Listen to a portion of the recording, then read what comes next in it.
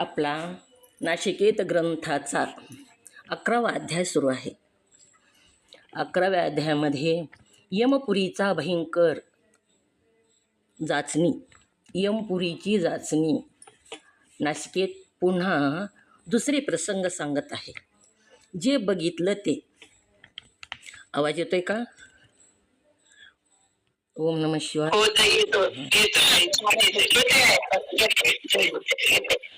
तर आता नासिकेतानी जे अद्भुत देखिले ते पाहिले ते संपूर्ण ऋषी सांगतो. पुढचा वृत्तांत मी तुम्हाला सांगतो. असं नाशिकेत ऋषींना सांगत आहे, बोलत आहे. महाघोर आणि महाविशाळ ते इंद्रजाळ पाहिले.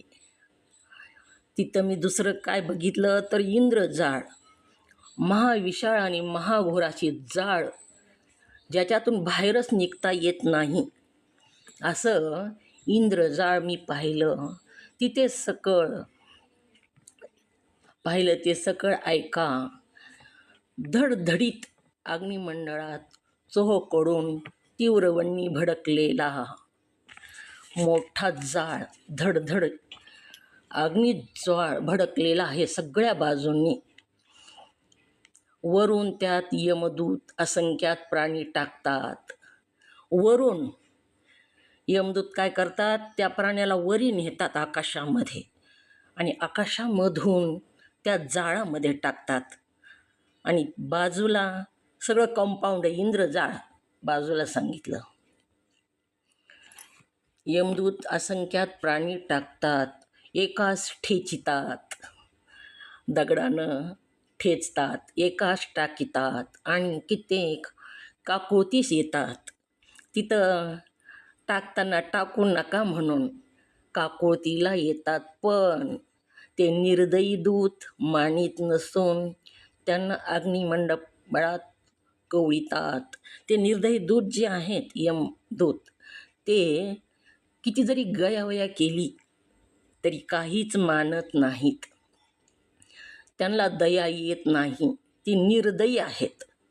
निर्दयी दूत काहीच मानित नसून त्यांना अग्निमंडपात कवळीतात. अग्निमंडळ म्हणजे सगळीकडं अग्नी पेटलेला. ते यमदूत विरूप विक्राळ असून महाअद्भुत व अतिभयानक आहेत. यमदूत तो कसा दिसतो? तिथं ज्या वेळेस तो त्या जीवांना वरून त्या अग्निजाळामध्ये फेकतो, तिथला यमदूत. आपण यमपुरीचा सिंहासनावर बसलेला यमदूत बघितला, कितीतरी सुंदर सांगितला, तो सौम्य सांगितला. पण इथला जो आहे यमदूत, तो विक्राळ सांगितलेला आहे. विरूप म्हणजे चांगलं रूप नाही त्याचं. विरूप भयानक रूप असणारा, विक्राळ, भीतीदायक विक्राळ असा असून महाअद्भुत व अतिभयानक, मोठं शरीर असणारा आणि अतिशय भीतीदायक असं तिथल्या यमदूताचं शरीर आहे. त्यांची दीर्घ काया, अतिशय मोठं शरीर आहे त्या यमदूताचं. दीर्घ काया, ऊर्ध्व केस. त्या यमदूताचे केस उभे राहिलेले आहेत, चोपलेले नाहीत. केस उभे राहिलेले, ऊर्ध्व केस. तीक्ष्ण दंष्ट आणि विक्राळ वदन. दात सुद्धा मोठे मोठे आहेत आणि तीक्ष्ण आहेत. आणि चेहरा विक्राळ असा, भयानक असा, भीतीदायक असा चेहरा त्या यमदूताचा तिथल्या आहे. पाहताच प्राण्याला भय उत्पन्न होऊन ते कासावीस होतात. बघितल्याबरोबरच ती पापी जीव अतिशय त्यांना भय उत्पन्न होतं. कासावीस होतात, गयावया करतात. ते यमदूत प्राण्यास मारीत आणून जळत्या स्तंभाला भेटवितात. काय करतात ते यमदूत? ह्या पापी जीवांना मारीतच आणतात. असं आणत नाहीत. मारीत आणून जळत्या खांबाला भेटवितात. जळते खांब लाल लाल झालेले विस्तवासारखे अशा खांबाला भेटवतात आणि अग्नीस भासतात, अग्नीमध्ये भासतात. त्यांनी इथं हेच कर्म केलेले म्हणून तिथं त्यांना ते शिक्षा आहे. असे विचित्र लोक आहेत. आपण बारीक काही जर बघितलं तर प्राण्याला अग्नीत भाजून खातात काही लोक, मग त्यांना तिथं अग्नीत भाजतात. याप्रमाणे केलेल्या कर्माची झडती घेऊन त्यांना छेदितात. अशी झडती घेतात आणि पुन्हा कापतात, त्यांना छेदतात, तुकडे करतात त्याचे, तरीसुद्धा तिथं प्राण जात नाही. फक्त भोगायचं तिथं दुःख. त्यांना तिथं प्राण तर जातच नाही, परंतु नाना प्रकारची जाचणी करतात. कितीही त्रास झाला तरी प्राण जात नाही. त्यांची जिव्हा तांबडी लखलखीत व नेत्र अति आरक्त असून जीभ लांब लचक असते, लाल लाल असते. यमदूताचं त्या वर्णन करू लागलेले आहेत. आणि नेत्रसुद्धा मोठे असतात, भयानक असतात आणि लाल असतात. अरक्त म्हणजे लाल असतात असून ते आपल्या तीक्ष्ण नखांनी प्राण्यास विदारितात. नखही मोठे मोठे असतात आणि त्या नखानं प्राण्याला फाडतात. जसं नरसिंह भगवंतानं हिरण्यकश्यपला नखानंच फाडला, तसंच इथं मोठमोठे नख असतात. आणि अशा पापी जीव जे असतात त्यांना जो तिथं ध्येय दिलेला असतो, तो ध्येय नखाने फाडतात, त्यांना कापतात, विदारतात. नखाने प्राण्याला विदारून टाकतात, तुकडे करून टाकतात. ते विरूपी आणि दुष्टमती दूत पवन वेगाने धावत जाऊन पाप्यास बांधून आणतात. विरूपी म्हणजे रूप नाही त्यांना चांगलं, अपरूप म्हणजे वेगळं रूप. विरूपी, रूपाच्या विरुद्ध विरूपी, भयानक रूप असणारे. दुष्टमती, अतिशय दुष्ट आहेत ते, थोडंसुद्धा दया नाही त्यांच्याकडं. आणि ते कसे जातात प्राण्याला आणायला? वाऱ्याच्या वेगानं जातात. प्राण्याला पळताही येत नाही तिथं, किती पळणारे. पवन वेगाने धावत जाऊन पाप्यास बांधून आणतात. तिथं हा जीव पळू लागला लांब लांब तर त्यांना पकडण्यासाठी ते वाऱ्याच्या वेगानं जातात, त्यांना पकडतात आणि बांधून आणतात. त्यांच्या हातीपायी गळ्यात संकरा घालून लोखंडाच्या साकळ्या जे असतात, लोखंडाचे, कुत्र्याला बांधाही असते लोखंडाचं तसलं साखळ्या, तसल्या शृंखळा, लोखंडाच्या शृंखळानं त्यांना बांधतात. त्यांचे हात बांधतात, गळ्याला बांधतात, शृंखळा घालून लुहारंगळाने मारीत मारीत त्या विशाळ वनात आणतात. लोखंडाच्या दंडानं मारीत मारीत त्या मोठ्या विशाल अशा वनामध्ये त्यांना, त्या पापी जीवांना घेऊन येतात. तेव्हा ते पापी बहुत भयभीत होऊन नाना प्रकारची करुणा भागतात. भयभीत झालेले असतात ते पापी जीव. इथं पाप करताना काही वाटलं नाही, इथं घमेंड होती, पण तिथं मात्र नम्र होतात, भयभीत होतात आणि गयावया करतात, विनंती करतात त्यांना, आम्हाला ही शिक्षा देऊ नका म्हणून, आम्हाला मारू नका म्हणून. नाना प्रकारची करुणा भागतात. त्यास मुदगुलाने मार सहन करवत नाही. मुदगुलाचा मार, लोखंडाचे मोठमोठे मुदगुल असतात, त्याचा मार त्या जीवांना सहन होत नाही.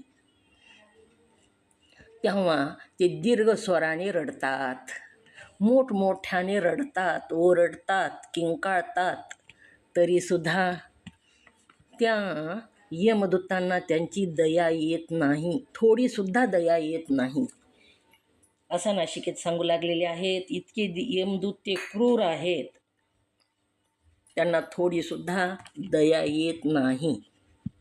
किती जरी दीर्घ स्वराने रडतात, आरडतात, ओरडतात तरी सोडित नाहीत. बांधलेलं सोडा म्हणून किती जरी ओरडलं तरीसुद्धा ते सोडित नाहीत. मूर्छागत पुन्हा सावध करून त्यांना वनामध्ये आणतात. असा मार खाऊन खाऊन मूर्छा येऊन पडतो तो जीव. मूर्छा आल्यावर सुद्धा पुन्हा सावध झालं की पुन्हा तिथं आणतात आणि पुन्हा तसंच मारतात.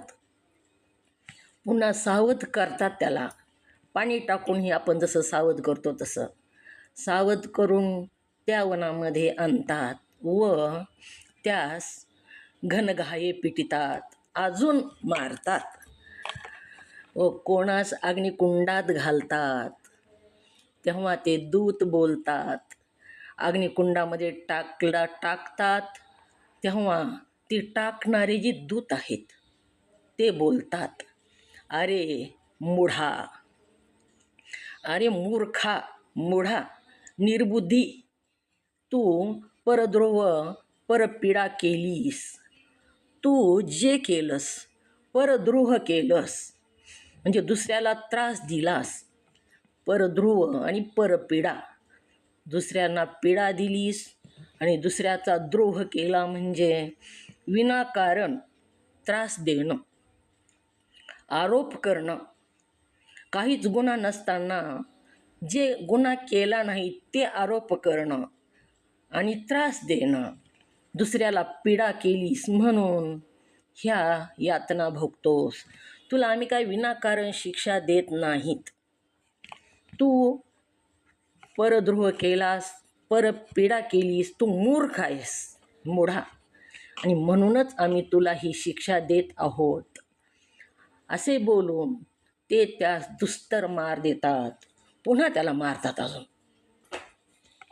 तू पुण्य का केलं नाहीस, तुला मोका होता तरीसुद्धा तू काहीच पुण्य संचय केलेला नाहीस, तू मूर्ख आहेस, मूढ आहेस असं म्हणून ते पुन्हा मारतात.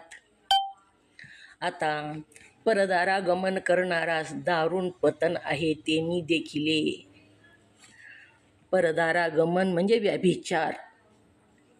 जे पुरुष व्यभिचार करतात, दुसऱ्याच्या पत्नीची अभिलाषा करतात, त्यांना त्यांचं किती पतन झालेले ती मी डोळ्यानं बघितलेलं आहे. लक्षावधी लोखंडाच्या स्त्रिया निर्मून, एक नाही दोन नाही लाखो लोखंडाच्या स्त्रिया उत्पन्न केलेल्या असतात, तिथं निर्माण केलेल्या असतात. निर्मून त्या तप्त अग्नीने असतात, लोखंडानं तापवलेल्या असतात त्या स्त्रिया. लोखंड कसं तापवून लाल करतो तसं त्या लोखंडाच्या स्त्रिया निर्माण करून त्या लोखंडाच्या जाळानं तापवलेल्या तप्त अग्नी असतात. त्यास आलिंगन द्यावयास लावतात. ज्यांनी व्यभिचार केला त्यांना त्या स्त्रियांना आलिंगन द्यावयास लावतात. तिथं तुला गोड वाटलं आलिंगन, आता इथं आलिंगन दे. तेव्हा ते प्राणी सहसा आलिंगन देत नाहीत, भितात ते जीव, आलिंगन देत नाहीत. तेव्हा ते बळेच आलिंगन देऊन त्या शेकडो वेळा मार मारून जर्जर करतात. आलिंगन जर दिना झाला तर त्याला मार देतात. मारून मारून आलिंगन द्यायलाच लावतात. शेकडो वेळा मारतात दंडानं, आलिंगन दे म्हणून मारून जर्जर करतात आणि सांगतात की तू महापापी, परद्वारी गमन करणारा असा या सुंदर श्रीस भोग. तिथं उपभोग घेताना तुला किती सुख वाटलं, आता इथलंही सुख घे. तिथं जे केलंस तेच इथं मिळतं. आणि इथं आम्ही त्याच्यासाठीच बसलेलो आहोत. सत्कर्म केलं तर सुद्धा सत्कर्माचं फळ खूप सुंदर सांगितलं आपल्याला. पूर्वद्वाराचं आणि उत्तरद्वाराचं जे आपण त्या द्वाराने जाणारे जीव बघितले, त्यांना किती थाट बघितला. कारण त्यांनी इथं सत्कर्म केलेले, इथं केलं ते 1000 पटीने तिथं प्राप्त होतं. एक दाणा पेरला की कणीसच उगवून येतं, तसं इथं इतकं केलेलं नसतं जास्त पाप, पण तिथं तितकं भोगावं लागतं. 1000 पटीनं ते उगवून आलेलं असतं आणि तेवढं भोगावं लागतं. तू पापी परद्वारी गमन करणारा, आता या सुंदर स्त्रीचा भोग घे म्हणतात. हितं जी ही लोखंडाची स्त्री केलेली आहे ना, तप्त तापवलेली, तिला आलिंगन देऊन इथं भोग घे. अशा कोट्यावधी स्त्री असते, दूत आलिंगन देवतात. एका स्त्रीला आलिंगन देऊन ते थांबवू देत नाहीत. आलिंगन दिलं की पुन्हा दुसऱ्या स्त्रीला आलिंगन दे म्हणतात. तशाच तापलेल्या लोखंडाच्या अशा कोट्यावधी स्त्रियांना आलिंगन द्यायला लावतात, नाही दिलं की मारतात. देऊन मर्दन करवितात. प्राणी या तप्त लोहास आलिंगन देऊ लागला म्हणजे शेकडो यमदंड त्यास मस्तकावर मारून त्यास उदंड गांजतात. आलिंगन देताना सुद्धा पुन्हा मारतात, वरून शेकडो दंड मारतात. किती त्रासही विषय सुख इथे वाटे गोड, पुढे अवघड यमदंड. हा अवघड यमदंड माहीत नाही, ह्याचा विचार करत नाहीत आणि म्हणून हे अशा कृती करतात, सैराट सुटतात आणि ह्याचं 1000 पटीनं फळ पुन्हा तिथं प्राप्त होतं. तू तुझी कामवासना पुरीव. शेकडो यमदंड त्याच्या मस्तकावर मारून त्यास उदंड गांजतात आणि सांगतात, लाखो स्त्रिया आहेत इथं, तुझी कामवासना इथं तृप्त करून घे. तिथं मृत्यू लोकामध्ये जी कामवासना तृप्त करून घेतलीस, तशीच इथं सुद्धा आता ह्या लोखंडाच्या स्त्रियेला आलिंगन देऊन तुझी कामवासना तृप्त करून घे, कामवासना पुरीव म्हणून त्या अनेक लोह स्त्रियास ते भेटवितात. त्या लोखंडाच्या स्त्रियास आलिंगन द्यायला लावतात. आता मद्यपी या शासन काय होते ते ऐका. मद्य म्हणजे दारू. मद्य पिणारे, दारू पिणाऱ्या लोकांना कोणती शिक्षा होते, कोणतं शासन होतं ते ऐका. तप्त तेलाच्या कढईत त्यांना स्नान करवितात. मोठमोठ्या कढया ठेवलेल्या आहेत, खाली जाळ घातलेला आहे, तेल उकळायलेले आणि त्या तेलामध्ये त्यांना बुडवतात किंवा स्नान घालतात त्या तेलानं. कुणाला?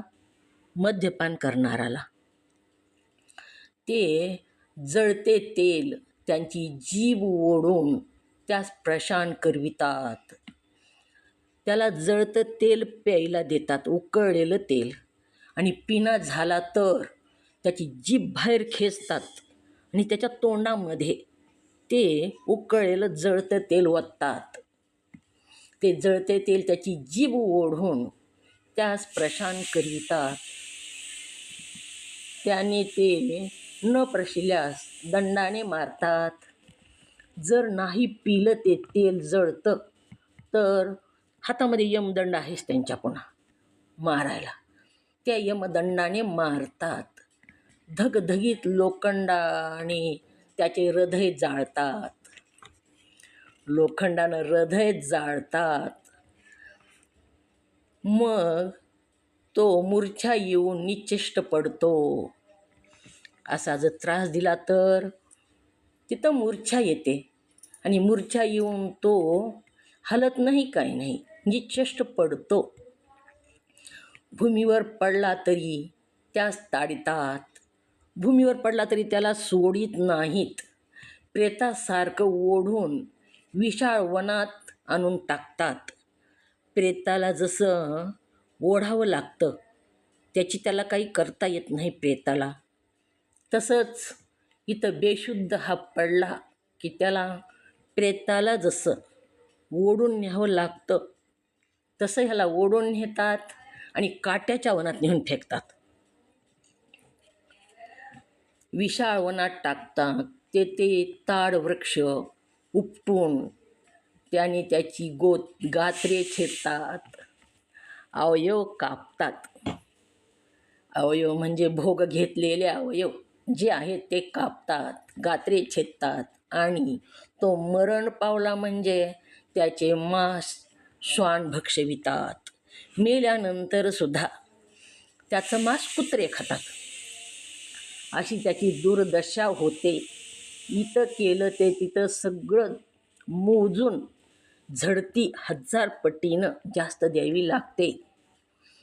सूक्ष्मातलं सूक्ष्म कर्मसुद्धा यमदूताच्या नजरेतून बाजूला जात नाही. तिथं लबाड बोलता येत नाही. रेकॉर्डिंग झालेली तिथं. थोडंसुद्धा किंचितसुद्धा कर्म आपल्याला मी केलं नाही असं सांगता येत नाही. जो खोटी साक्ष देतो त्यास कल्पांती घोर नरकात उसंत मिळत नाही. साक्षी खोटी देतो कोर्टामध्ये. अपराध केला त्याच्या बाजूनं साक्षी देऊन त्याला सोडवतो. एखाद्यानं खून केला दुसऱ्याचा आणि त्याच्या बाजूनं साक्षी देऊन त्या खुन्याला इथं सोडवता येतं, पण तिथल्या कोर्टामध्ये तो सुटत नाही. तिथं त्याला मोजून शिक्षा भोगावी लागते. तसंच तो प्राणघातकी त्याचे शिर छेदून भयंकर नरकात टाकतात. अशा प्राणघातक्याला ज्याने खोटी साक्ष दिली, खून केला त्याच्या बाजूने साक्ष दिली आणि त्याला वाचवलं, तर त्याचं तिथं शिर छेदून भयंकर नरकात टाकतात. त्याचं ध्येय वेगळं मुंडकं करतात आणि नरकात टाकतात. निरापराध्यास दुःख देणारा व जाळे घालून मृगास वधणारा, अपराध नसताना विनाकारण दुःख देणारा. पशुपक्ष्याचे प्राण्याचे काहीच अपराध नसतात, लोक त्यांना विनाकारण मारतात. काहीतरी अपराध असतो का त्यांचा? झाडावर पक्षी बसलेला आहे, त्याचा स्वच्छंद विहार करायलेला आहे, तरी त्यांना मारतात आणि धरतात विनाकारण. अपराध नसताना दुःख देणारा व जाळे घालून मृगास वधणारा. हरणाला पकडणारे जाळं टाकून जे हरणाला पकडतात आणि पकडून मारून टाकतात, त्यास कल्पापर्यंत महाव्याधी भोगावी लागते. हरणाला, सशाला, अशा कोणत्याही प्राण्याला विनाकारण जाळं टाकून धरायचं, मारायचं आणि त्यांचं मांस खायचं. मग ही कर्म जी केलेलं आहे त्यांना त्याच्यापेक्षा 1000 पटीनं तेच कर्म तिथं भोगावं लागतं. कल्पापर्यंत महाव्याधी भोगावी लागते. कल्पापर्यंत म्हणजे कल्पना करताच येत नाही इथपर्यंत. आणि घृत चोरास घृतात व तेल चोरास तेलात तळतात. तूप चोरून आणलं कोणाचं तर किती सूक्ष्म वागायचं सांगायले शास्त्र. तूप जर चोरलं तर, तूप चोरणं म्हणजे काय हो? तूप विकू लागलो आपण, त्याचे घेतले 1 किलोचे पैसे, त्याच्यातले 4 छटाक कमी दिलं, मापामध्ये घोटाळा केला. मग 4 छटाक चोरलं ना त्याचं. तूप घरी जाऊन कोण चोरणार आहे? तर तूप चोर म्हणजे घृत चोर म्हणजे ती विकताना मापामध्ये माप आणि पाप सांगितलेलं आहे. तर असं जे करतात घृत चोरास, घृतात व तेल चोरास, तेलाचं सुद्धा माप देताना पैसे 2 किलोचे घेतले आणि तेल किती दिलं? 4 छटाक कमी दिलं. तर त्याला तेलास तळतात. तूप ज्याने चोरलं, मापामध्ये पाप केलं, त्याला तुपात तळतात. आणि तेल देताना सुद्धा तसंच केलं तर त्याला तेलात तळतात. इथं सुद्धा आपल्या जीवनामध्ये सुद्धा असंच आहे. माप जर देत असताना पाप केलं तर इथं सुद्धा भोगावं लागतं. आपण एक दृष्टांत बघू. एक किराणा दुकानदार होता आणि किराणा दुकानातून एक दूधवाला होता. मग दूधवाल्यानं दूध द्यायचं आणि किराणा दुकानातला माल घेऊन जायचं त्या पैशामध्ये. मग बरेच दिवस झाला असं, तेव्हा त्या दूधवाल्याने विचारलं, तूप आहे का म्हणलं तुमच्याकडं? तर तो दूधवाला म्हणला, आहे ना तूप माझ्याकडं.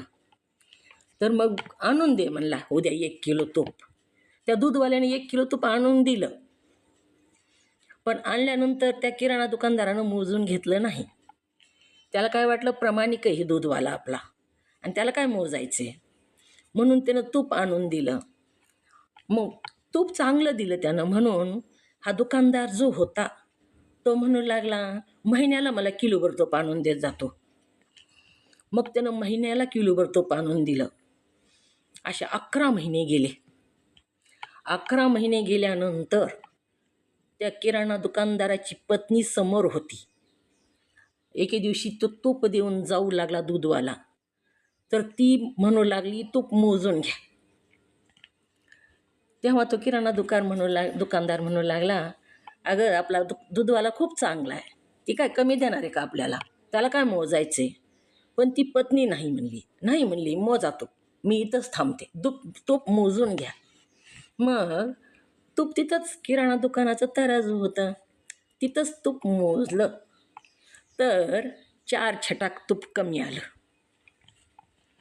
तेव्हा तो किराणा दुकानदार इतका बोलला त्या दूधवाल्याला, 11 महिने झालं म्हणला तू तूप देतोस, प्रत्येक वेळी 4 छटाक तूप कमी दिलंस, किती तूप कमी दिलंस तू 11 महिन्यामध्ये. फाड बोलू लागला. तेव्हा तो दूधवाला म्हणू लागला, माझं ऐकून तर घ्या तुम्ही, मला तुम्ही एक शब्दही बोलू देत नाहीत. तुम्ही बोला, तुम्ही काय बोलायचं ती, आणि त्याच्यानंतर तुम्ही माझं ऐकून घ्या एक शब्द. दूधवाल्याची बायको ही त्याला खूप बोलली, हे किराणा दुकानदाराची दूधवाल्याला, आणि ती किराणा दुकानदार पण खूप बोलला त्याला, तू बैमान आहेस, तू असा आहेस म्हणून, तूप चोरलंस. त्यावेळेस तो दूधवाला म्हणू लागला, भाऊ मी जी तुमच्या दुकानातून किराणा नेतो ना, तर माझ्याकडं माप नाही म्हणला, माप आहे पण ती मोजायचं नाही म्हणला. मोजायचं जे माप असतं ते तराजू आहे माझ्याकडं, पण माझं 1 वर्ष झालं म्हणला माप हरवले, आणि तुमच्या दुकानातून मी साखर नेली म्हणला, आणि ती साखर तशीच ठेवली, आणि त्या साखरानंच तुपाचं माप करतो. मग या किराणा दुकानदारानं 1 वेळेस साखर 4 छटाक कमी दिली, तर त्याला किती वेळेस तूप कमी घ्यावं लागलं? दृष्टांत आला का लक्षात? ओम नमः शिवाय. एकच वेळेस.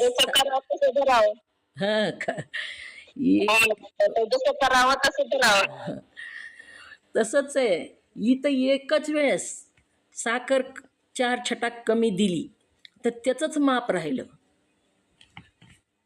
तर इथं सुद्धा जे करावं ते भरावं. इथं पण फेडावं लागतं आणि तिथं पण फेडावं लागतं.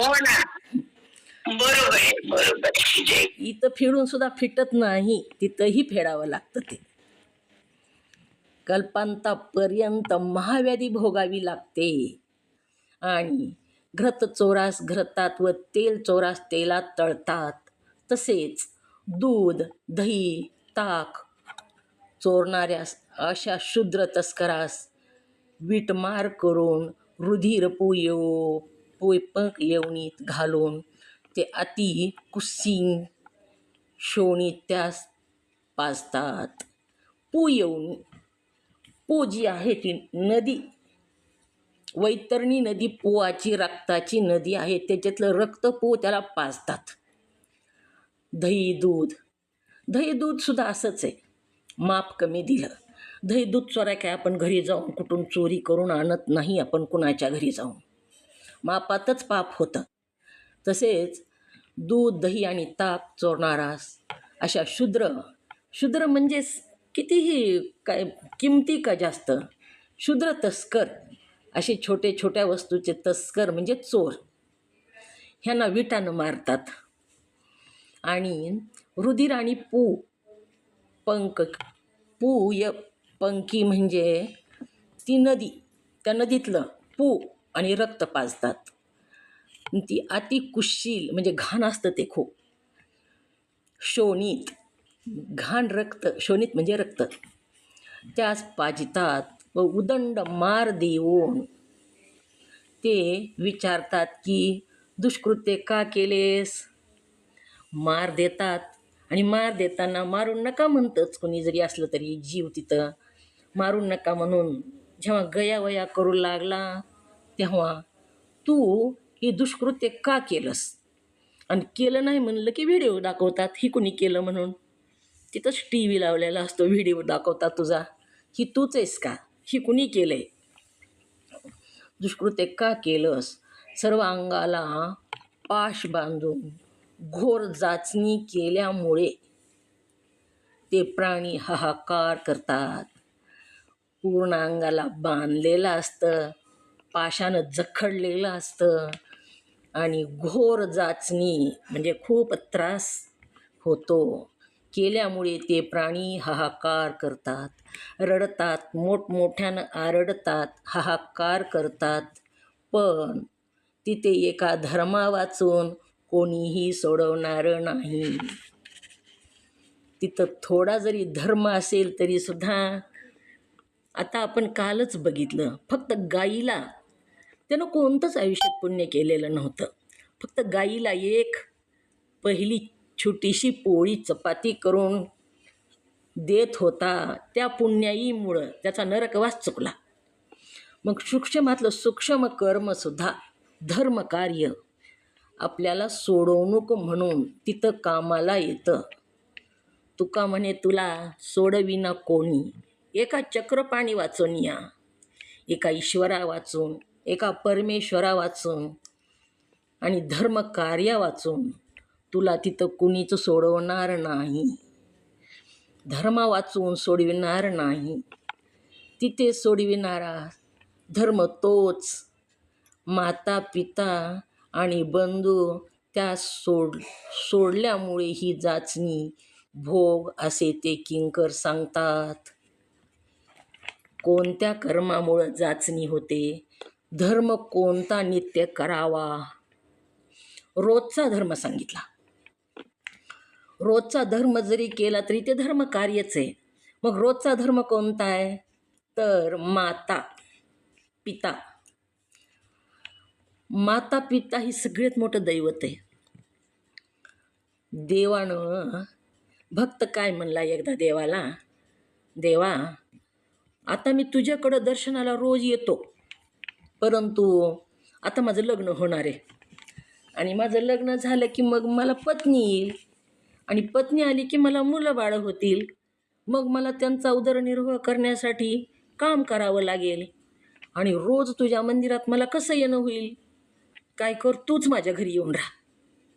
देवाला म्हणू लागला.